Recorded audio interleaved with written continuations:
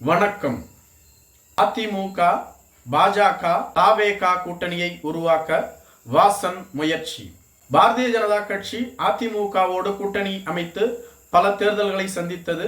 2024ஆம் ஆண்டு நடைபெற்ற பாராளுமன்ற தேர்தலுக்கு முன்பாக இந்த கூட்டணி முறிவுக்கு வந்தது.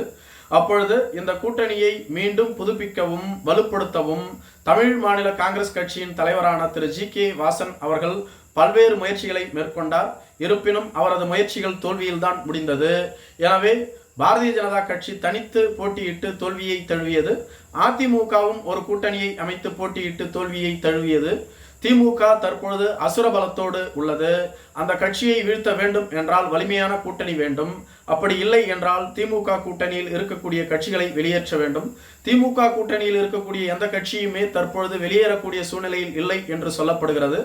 அவர்கள் கூட்டணி சிறப்பாக உள்ளது. கொள்கை ரீதியிலான கூட்டணி என்றும் சொல்லப்படுகிறது.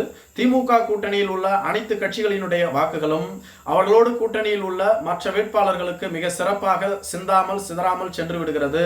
இதனால்தான் திமுக கூட்டணியும் தொடர்ச்சியாக 11 தேர்தல்களில் வெற்றி பெற்றும் வந்துள்ளது.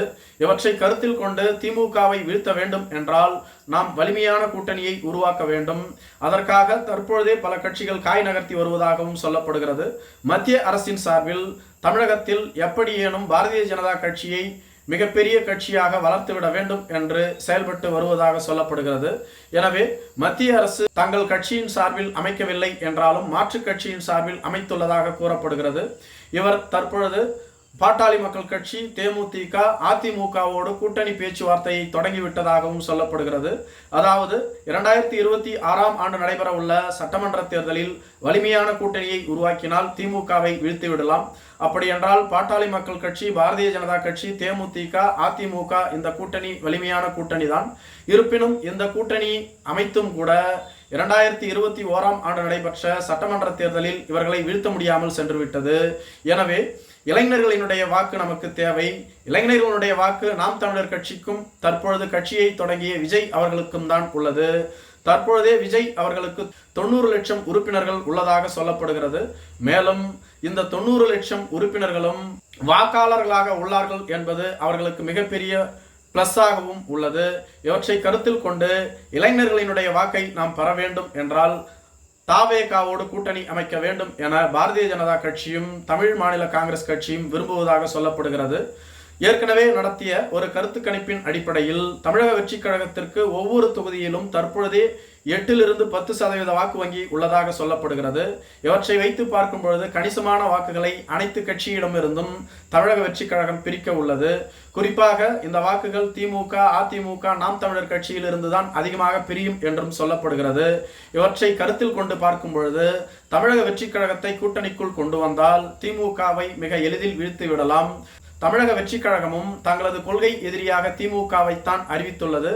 பாரதிய ஜனதா கட்சியை போற போக்கில் தான் சாடியுள்ளார்கள். அதே போன்று அதிமுகவை பற்றி அவர்கள் பேசவே இல்லை.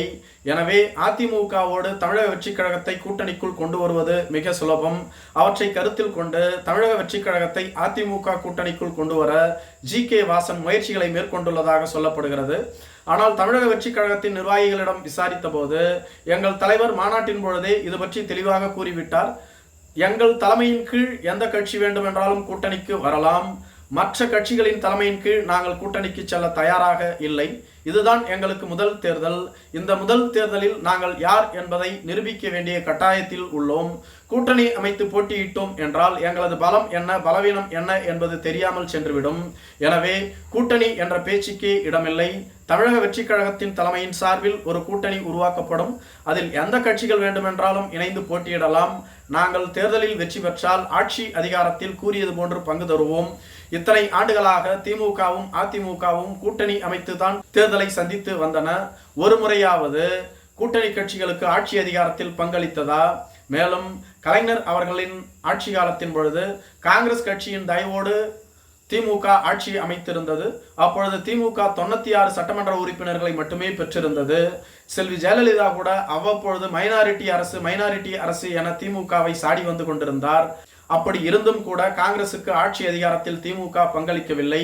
திமுக மட்டும் இல்லை, அதிமுகவும் இப்படித்தான் இருந்துள்ளது.